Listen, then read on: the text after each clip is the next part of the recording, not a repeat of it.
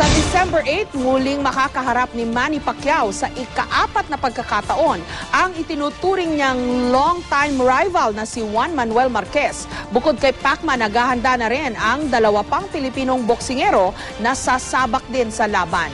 May report si Chino Trinidad. Sa huling linggo ng ensayo dito sa Los Angeles, hindi pa rin nagpapakita ng paghupa sa kasipagan ang WBO Fighter of the Decade. Maaga pa lang, muling pinasadahan ni Manny ang pag-akyat sa Griffith Park. Sa mataas na bahagi naman ng California, ang Big Bear na 7,000 feet above sea level, nasa kalagitnaan din ng paghahanda ang wala pang talong si Mercito Gesta na binansagang No Mercy. Isa siya sa mga Pilipinong boksingero na natulungan ni Pacquiao na makatawid dito sa Amerika.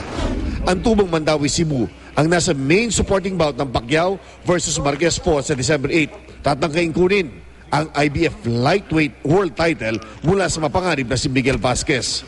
Inspirado si Dong Sitong dahil sa unang pagkakataon mula na makipagsapalaran siya dito sa Amerika, makakasama niya na ang kanyang buong mag-anak. Kahit anong resulta sa pagbabaksin ni Sita Away, siguro kasi dahil buo ng pamilya namin dito na kami.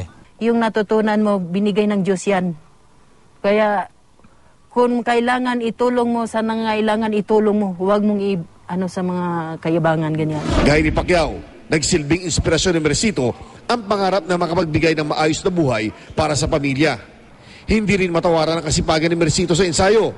Nagawa na daw niya ang lahat upang maibigay ang isa na namang world title sa Pilipinas. Lahat ng boksingero pinangarap ng mag-box champion. Yeah, of course.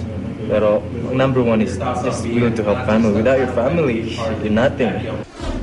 Chino Trinidad, GMA News.